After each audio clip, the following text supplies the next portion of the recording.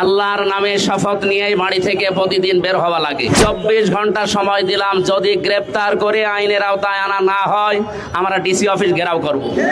এখানকার সরকারি আমি এখন নতুন ফ্যাসিস্ট হওয়ার জন্য যে মানুষগুলো এই কুষ্টিয়াতে বিশেষ করে মাথা চাড়া দিয়ে উঠতেছে, আমরা এই যে এই বাড়িগুলোর দিকে একটু তাকাতে বলবো।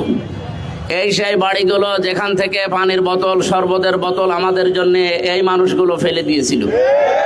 সুতরাং আবারও যদি কোনো ছাপড়ি সংগঠন, আমি তো এর আগেও বলেছি এখনো বলছি, যাদের সভাপতি সেক্রেটারি ছাড়া বাংলাদেশে আর কাউকে খুঁজে পাওয়া যায়।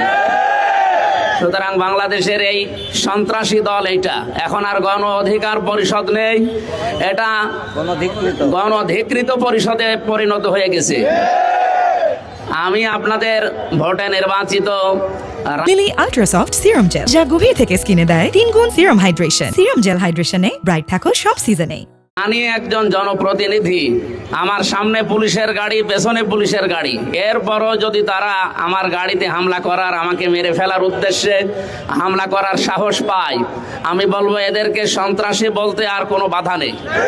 সুতরাং কোনো সন্ত্রাসীর জায়গা আমার এই কুষ্টিয়াতে হবে না।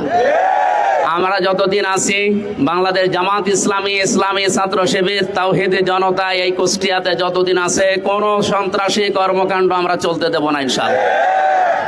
প্রশাসনকে আমরা আহ্বান জানাই, কোনো দলের লেজুর ভিত্তি করা যাবে না, সে যেই হোক। আপনারা সরকারি লোক, সরকারের দায়িত্ব পালন করবেন। এই কুষ্টিয়ার ডিসি, এসপি, ওসি, টিওনো যারা সরকারিভাবে দায়িত্বে আছেন, জনগণের জন্য যদি কাজ করেন এই কুষ্টিয়াতে থাকবেন, জনগণের জন্য কাজ না করলে আপনাদেরকে আমরা বিদায় দিতে বাধ্য হব।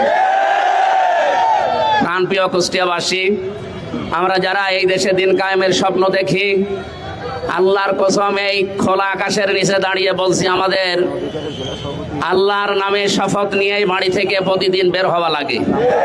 সুতরাং আমরা যেহেতু বের হয়েছি, সন্ত্রাসী সামনে যেই হোক, বিশেষ করে গণ অধিকার পরিষদের নাম নিয়ে এখানে আব্দুল খালেক, তৌকির এবং নাম না জানা আরো কিছু মানুষের ভিডিও ফুটেজ যেগুলো আছে, আমরা অলরেডি তাদের নামে মামলা দিয়েছি। 24 ঘন্টা সময় দিলাম, যদি গ্রেপ্তার করে আইনের আওতায় আনা না হয় আমরা ডিসি অফিস ঘেরাও করব।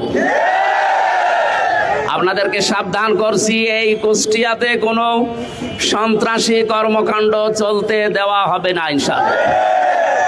এখান থেকে আজকে কয়েকটা বিষয় জানিয়ে দেই। আমার আসনের ভেতরে বাংলাদেশের এটা একটা আলাদা আসন, আমি তো বলেছি এখানকার সরকারি আমি। সুতরাং এই জায়গায় কোনো চাঁদাবাজি আমার আসনে চলবে না ইনশাআল্লাহ। কেউ কাউকে চাঁদা দেবেন না, কেউ কারো কাছে চাঁদা নেবেন না। যদি কেউ চাইতে আসে বলবেন এমপি সাহেবের কাছে দেওয়া আছে, ওখান থেকে ভাগ নিয়ে আসেন।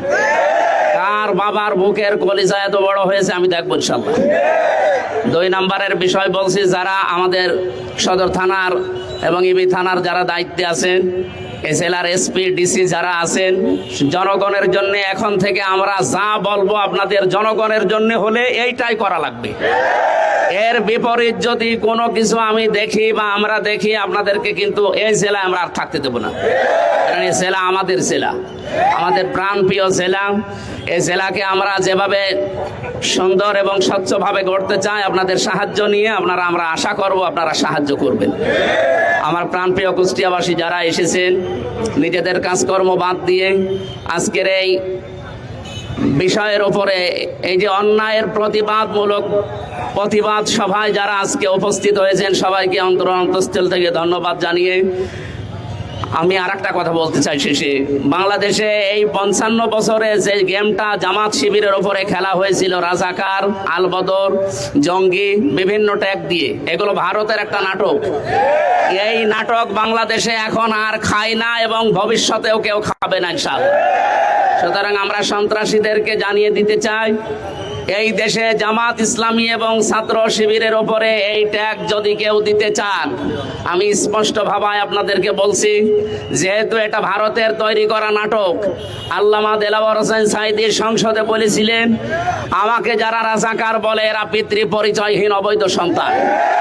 সুতরাং এখন থেকে আর কোনোদিন কেউ যদি জামাত ইসলামের শিবিরের ওপরে এরকম উল্টাপাল্টা ট্যাগ দেয়, আমি ঘোষণা দিলাম ওইগুলো ওইরকম বাবা মাহীন সন্তান। আল্লাহ আমাদেরকে ন্যায়ের পক্ষে থাকার তৌফিক দিন, আমিন। লিলি আল্ট্রাসফট সিরাম জেল, যা গভীর থেকে স্কিনে দেয় 3 গুণ সিরাম হাইড্রেশন। সিরাম জেল হাইড্রেশনে ব্রাইট থাকো সব সিজনে।